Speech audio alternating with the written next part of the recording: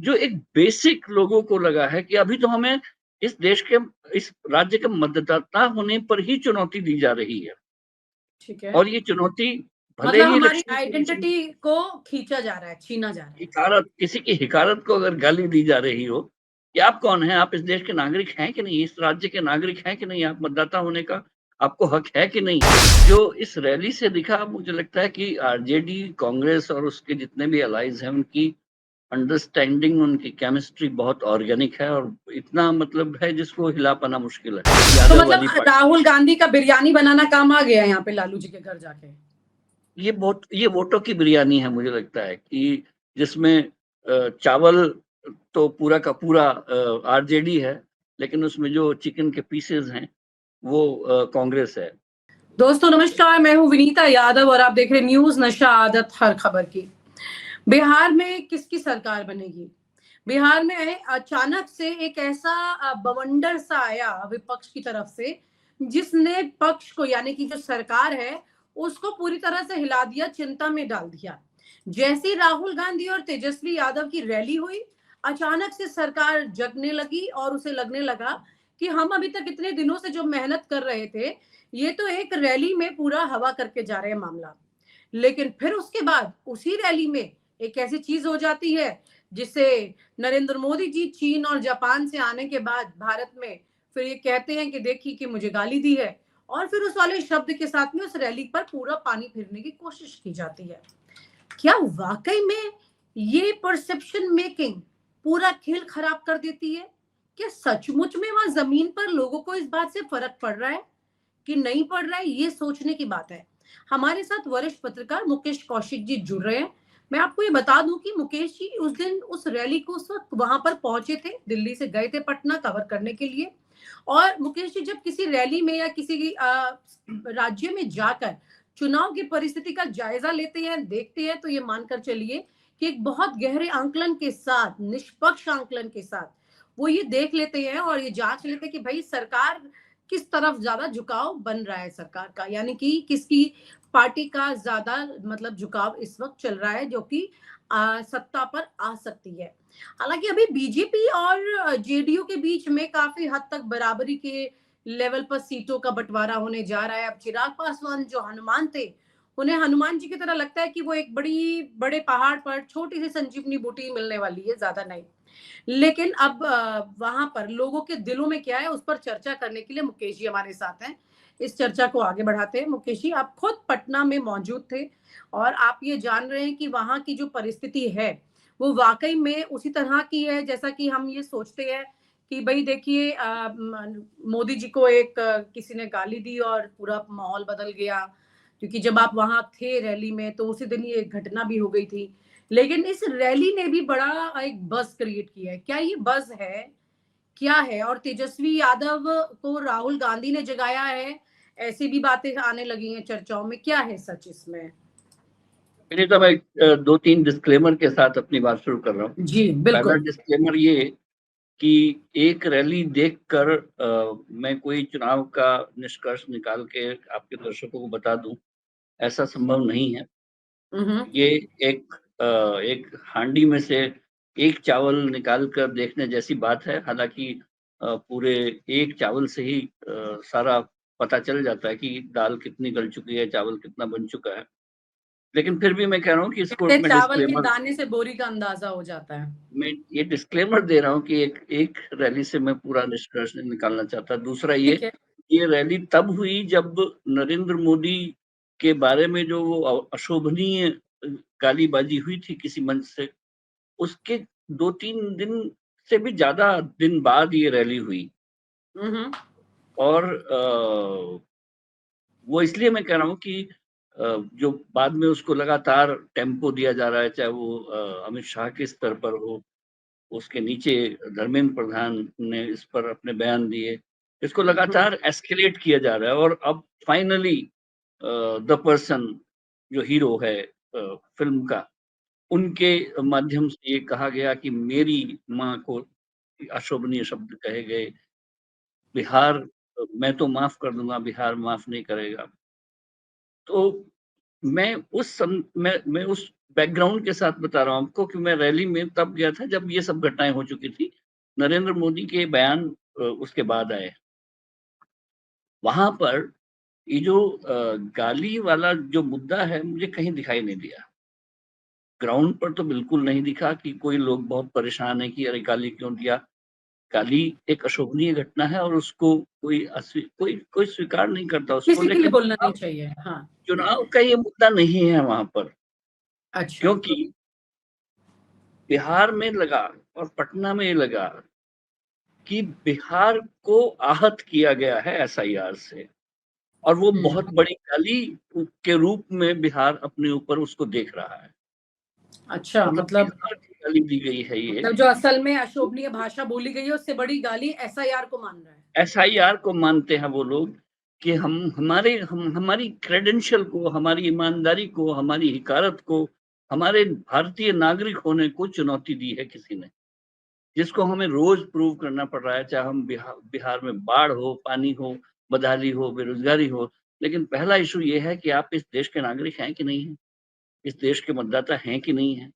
तो अगर अगर आप किसी कॉमन मैन को उसके क्रेडेंशियल्स पर टच करते हैं, उसको जितना बुरा लग सकता है बिहार में, और वो जितना एब्यूसिव लग सकता है किसी मतदाता को, उससे बड़ा ठगा हुआ कोई महसूस वहां पे नहीं कर रहा है।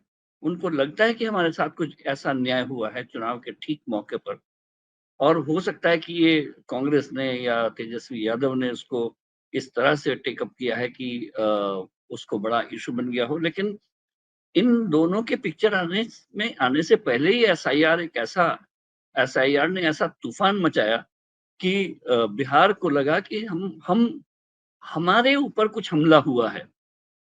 ठीक ये है। जो चले थे मतदाता सूची को साफ करने, लेकिन उससे एक माहौल बहुत ये खराब। माहौल आपने रैली के दौरान देखा है कि लोग ये सोच बिल्कुल रहे हैं कि एसआईआर को लेके गुस्सा बहुत ज्यादा है। गुस्सा ही नहीं, मतलब वो अब इस चरम पर पहुंच चुका है कि लोग इस पूरे नारे को लगभग मतलब गुनगुनाने लग गए हैं। आप बिहार में जाइए, पटना में जहां भी देखिए वोट हर रोड वोट पर, चोर गद्दी छोड़ जो है उस शब्द और को। इतना रिदम के साथ वो डांस भी करते हैं इस पर, लेकिन गुस्सा भी है। वोट चोर गद्दी छोड़, वोट छोड़ गद्दी छोड़, इस तरह से मतलब एक सत्ता प्रतिष्ठान को, एस्टेब्लिशमेंट को, सरकार को और जेडीयू को, बीजेपी को मतलब आप कह रहे वोट हैं कि को ये नारा जो है ये लोगों के जहन में बैठ गया है, ये क्लिक परसेप्शन कर बनाने गया में है, काम आ जिसको गया कहते है। हैं ओके। क्लिक कर गया है।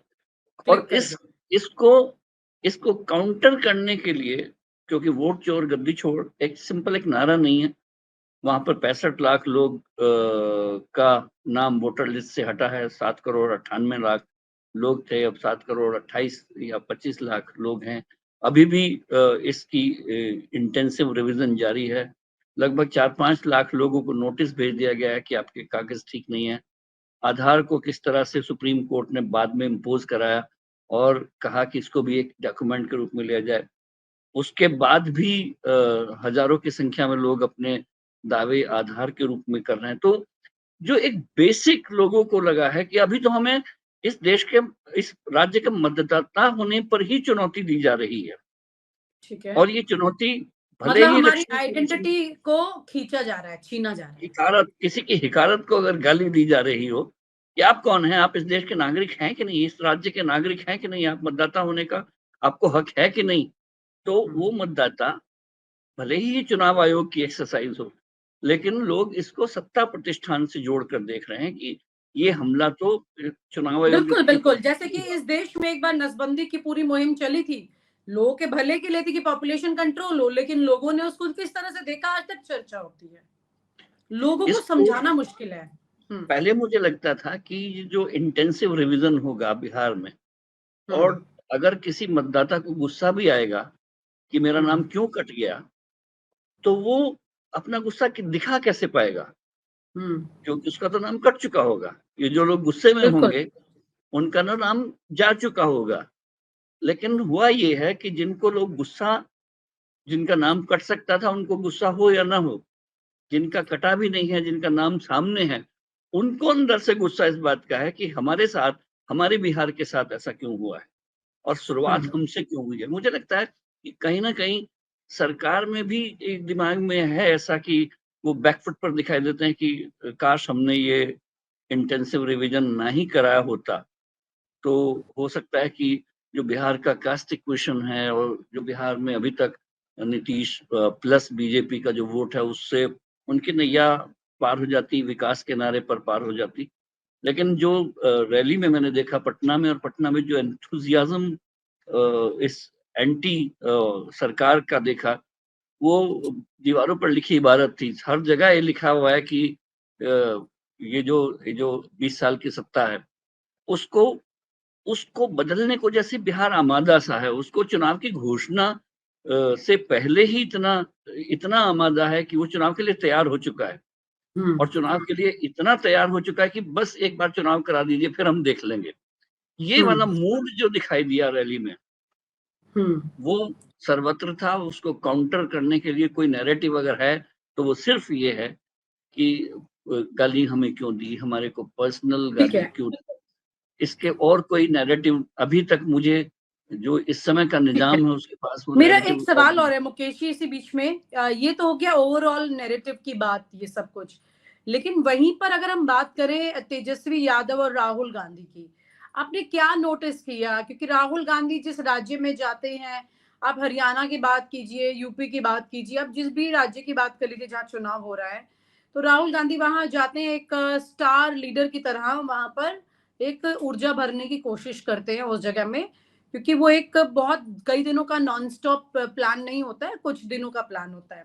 लेकिन वहीं पर जो इनके अलायंस है, राज्य के अलायंस यानी कि आरजेडी की अगर हम यहाँ बात करते हैं, तो वो उसमें कितनी ऊर्जा आपको दिखाई दे रही है? क्योंकि पिछली बार जब तेजस्वी यादव कई रैलियों में गए थे, मुझे याद है धूल ऐसे रैलियों में उड़ी थी कि लोगों को उस धूल से अंदाजा हो गया था कि तेजस्वी की लहर आ रही है। इस बार क्या आपको नजर आया इसमें? जो इस रैली से दिखा, मुझे लगता है कि आरजेडी, कांग्रेस और उसके जितने भी अलाइज हैं, उनकी अंडरस्टैंडिंग, उनकी केमिस्ट्री बहुत ऑर्गेनिक है, और इतना मतलब है जिसको हिला पाना मुश्किल है। खास तौर से राहुल गांधी और तेजस्वी यादव, या फिर सीपीआई-एमएल का जो दीपांकर भट्टाचार्य थे, उन इन सबके बयान, नेता, उनका आपस में जो संवाद, और ये था कि वन अपमैनशिप कहीं नहीं दिखा। अगर कांग्रेस के झंडों वाली सेना वहाँ कहीं से आ रही थी, तो आरजेडी की भी लगभग उतने ही तादाद में उनके भी कार्यकर्ता मौजूद थे। लाल झंडे के साथ सीपीआई-एमएल के लोग भी वहाँ पर बहुत बहुत बड़ी आपको संख्या में। आपको कांग्रेस और आरजेडी दोनों का एनर्जी लेवल इक्वल लगा, ये कह रहे हैं आप? मुझे लगता है कि इतनी परफेक्ट अंडरस्टैंडिंग मैंने देखी है ओके। वहाँ पर। वो क्योंकि आप वो अंडरस्टैंडिंग कह रहे हैं, वहीं पर रविशंकर प्रसाद जो बीजेपी के वरिष्ठ नेता हैं, बिहार से हैं, कई बार मंत्री रह चुके हैं, कई बार सांसद रह चुके हैं, उनका ये कहना था कि ये कैसी बात हुई कि राहुल गांधी आगे हैं, तेजस्वी को होना चाहिए, फिर पीछे तेजस्वी हैं, फिर पीछे अखिलेश हैं, और मीसा भारती तो दिखाई नहीं दी। तो ये घर के अंदर घुस के एक फूट डालने वाली अजीब सा डायलॉग लगा, कुछ सास बहू टाइप का। तो इसका कोई आधार है भी कि नहीं है, वाकई में नहीं, सास बहू नहीं, का डायलॉग है? नहीं, रविशंकर प्रसाद मुझे लगता है क्रिबिंग कर रहे हैं वो। जो जो अखिलेश, वो जो तेजस्वी यादव और राहुल गांधी को अगर किसी ने मंच पे आपस में उनकी बातचीत, उनका संवाद, उनकी उनकी प्रगाढ़ता अगर देखी होगी, तो वो मुझे कोई शक नहीं है उसमें कि, और ये बयान रविशंकर प्रसाद के मुंह से आ रहा है, वो उस खेमे में है भी नहीं। जो अच्छा। दूर खड़ा हुआ है, सामने प्रतिद्वंदी है, उससे आप क्या अपेक्षा कर सकते हैं? वो कोशिश ये होगी कि मतलब कहीं वो डायरेक्ट गेम में इन्वॉल्व भी नहीं है। कांग्रेस और बीजे कांग्रेस और आरजेडी के बीच झगड़ा हो, ये तो भारतीय जनता पार्टी अ, हर दिन मना रही और चाहेगी भी। लेकिन हम्म। इस रैली में वो कोई तल्खी, कोई खास, और मुझे नहीं लगता कि जैसे कि पटना में कांग्रेस कहीं दिखती नहीं थी, और राहुल गांधी या उस कार्यकर्ता उसका कहीं था नहीं। लेकिन पटना की वो जो सड़कें जहाँ से गांधी मैदान से लेकर अम्बेडकर पार्क तक या नेहरू पथ तक है, जगह-जगह राहुल गांधी और कांग्रेस के नेताओं के पोस्टर दिखाई दिए, और आरजेडी को मुझे लगता है उनसे कोई ऐतराज़ नहीं दिखाई दिया। क्योंकि अच्छा। जहाँ-जहाँ राहुल गांधी के फ़ोटो लगे थे, कंबाइंडली तेजस्वी के फ़ोटो लगे थे।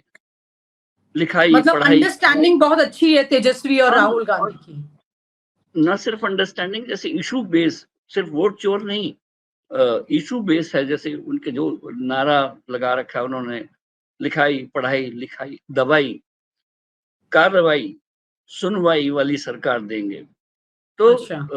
इस तरह के नारे और लोगों को टच करने वाला उसी के बीच में अगर आप देखिए दीवारों पर लिखी बात तो 25-30 ऐसे जैसे बंदरवार से सजी हुई है, उसमें कोई सफेद दिखता है आपको लग रहा बीच है ये में जाके मिली-जुली एफर्ट की अगर सरकार आती है, तो ये मिली-जुली भागीदारी भी अच्छी रहने वाली है? इनकी अंडरस्टैंडिंग ऐसी लगी अगर आपको? कांग्रेस जैसे छोटे पार्टनर को आरजेडी ने बहुत रिस्पेक्ट दिया है। कांग्रेस का उतना नेटवर्क बिहार में उतना बचा नहीं है। नहीं है। अगर आप इवन जो बूथ लेवल एजेंट की संख्याओं के हिसाब से अगर आप देखें, हुँ, तो भारतीय जनता पार्टी के बूथ लेवल एजेंट वहाँ पर इस समय जो गिनती जो इलेक्शन कमीशन की गिनती है, वो लगभग 77,000 बीएलएज़ थे। अच्छा। आरजेडी के उसको मैच करने वाले हैं 47,000 बीएलएज़ थे और हुँ, कांग्रेस के 17,000 बीएलए।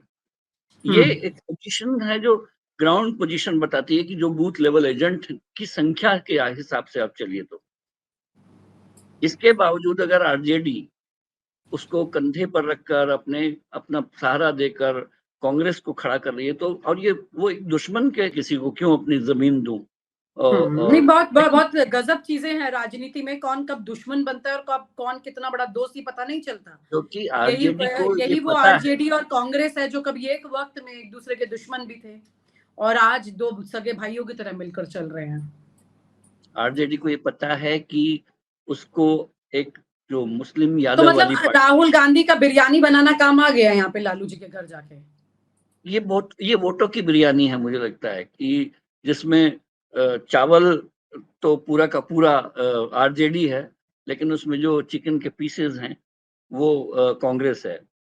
और ये दोनों मिलके ऐसा लग रहा है कि जो मुस्लिम यादव एक ठप्पा लगा रखा कॉम्बिनेशन था है। आरजेडी पर, हुँ, उसको हुँ, कंप्लीट कर रही है कांग्रेस, जिसमें हुँ। वो दलित वोटों पर सेंध ले रही है और मुझे लगता है कि इस बार चिराग पासवान को बहुत अलर्ट हो जाना चाहिए, अच्छा, क्योंकि कांग्रेस ने उस वोट बैंक में बहुत सेंध लगाई लगती है। उनके जो जो आप रैली में आए लोगों को अगर आप देखें, तो अच्छा। वो वो उनके चेहरे पर लिखा था कि कांग्रेस ने और सीपीआई-एमएल ने दलितों को अपनी ओर खींच लिया है। एक बड़ी दूसरी इंटरेस्टिंग बात बात जो है, मैंने आपने नोट अच्छा की वो ज़िक्र ये किया है। एक जैसे बात और अगर नोट की मैंने हाँ, ये कि जी, रैली में जो असंख्य लोग थे, वो हाँ, खरीदी जो रैली में खरीद के लाए हुए लोग होते हैं ना, हुँ, उनके चेहरे पर खरीदा हुआ नहीं लगा हुआ था।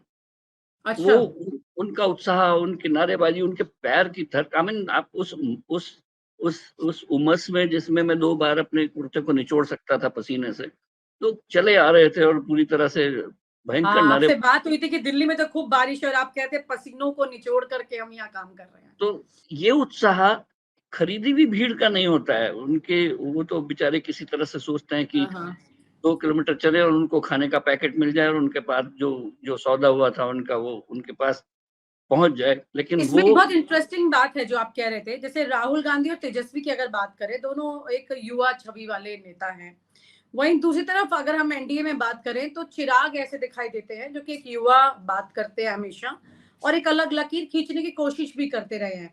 बड़ा सवाल यहाँ पर यह है कि चिराग कहीं नीतीश और नरेंद्र मोदी की वो एक अलग एज पार्टी में कहीं दब ना जाए, कहीं छिप ना जाए और बार-बार वो अपना युवा बिहारी मतलब उसका भी एक स्लोगन लेकर चलते हैं। तो वो भी मैसेज देने की कोशिश करते हैं। तो ऐसा तो नहीं है कि मतलब यहाँ पर तो युवा मोड़ दिख रहा है जोड़ी में और यहाँ पर चिराग बिल्कुल दब जाए, जैसे कि आप बात भी कर रहे हैं कि चिराग को विपक्ष से भी अलर्ट रहने की ज़रूरत है और खुद इनसाइड अलायंस जो है एनडीए अलायंस उसमें भी अलर्ट रहने की ज़रूरत है, क्योंकि वहाँ भी कोई ज़्यादा नंबर्स उनके पास नहीं जा रहे हैं। चिराग तो अपनी आइडेंटिटी खुद अभी तक तलाश रहे हैं। उनको नीतीश जब भी चुनाव आता है तो नीतीश से दूरी बना के ही रखते हैं हुँ, वो। लगातार ऐसा लगता है कि कोई केमिस्ट्री बन नहीं पा रही है। वो कभी भी मतलब हुँ। उनके अंदर की जो लालसा है सीएम हाँ, बनने की वो भी कहीं न मौजूद है। और साथ ही जो वो पूरी हो अ, पाएगी कभी नीतीश और इधर ये सम्राट चौधरी इन सबके होते हुए? मैं भविष्यवक्ता क्यों बनूँ लेकिन मुंबई में रहने के कारण उनमें जो एक आर्टिफ़िशियल चेहरा-सा बन गया है, वो तेजस्वी को मैच नहीं करता है। वो उस ठीक है, जमीन लेकिन पर बिहार को नहीं नेता करता कम है। सेलेब का पैकेज तो मिल रहा है ना मुकेश जी। मुझे लगता है वो पैकेज इस बार उस पैकेज की जो असलियत है वो सामने आने वाली है, क्योंकि अच्छा, अगर इस रैली को देखें तो तो लोकसभा चुनाव में तो चिराग का बहुत अच्छा प्रदर्शन रहा था, उसी से हौसला बढ़ा है उनको। और लोकसभा चुनाव में महाराष्ट्र में भी बहुत 5 अच्छा सीटें। प्रदर्शन रहा था शिवसेना और कांग्रेस का और एनसीपी का, 30 सीटें जीती थी। लेकिन जब विधानसभा चुनाव हुआ तो बीजेपी और शिव एकनाथ शिंदे की शिवसेना ने स्वीप कर लिया पोल। 6 महीने के अंदर सब कुछ हो सकता है। और बिहार में जो एक के बाद एक फॉली इस एस्टेब्लिशमेंट ने की है, जातीय जनगणना की घोषणा की, उसके बाद ऑपरेशन सिंदूर में जो हमारी सैन्य विजय हुई, लेकिन पॉलिटिकल परसेप्शन बिगड़ गया जो बिहार के मतदाताओं को बहुत प्रभावित कर सकता था। साथ में अब ये एसआईआर ने उसमें जहर घोल दिया। इतना सब कुछ अपने लिए इन लोगों ने पैरों पे कुल्हाड़ी मारी है, जिसका इनको अगर अच्छे नतीजे की उनको उम्मीद हो, तो मुझे लगता है कि अभी से उनको अपने परसेप्शन ठीक कर लेने चाहिए। ठीक है, यानी कि मतलब अभी ज्ञानेश कुमार जी जो हैं वो तलवार की धार पर बैठे हुए बिहार में। अभी ना उन्हें पास किया गया है ना फेल किया गया है, ये वो परिस्थिति बनी विलन हुई है। बना दिए गए हैं वहां पर। विलेन है लेकिन वो। ज्ञानेश को लोग विलन के रूप में नहीं देख रहे, उनको वो सिर्फ एक चेहरा है जिसके पीछे कोई खड़ा है। तो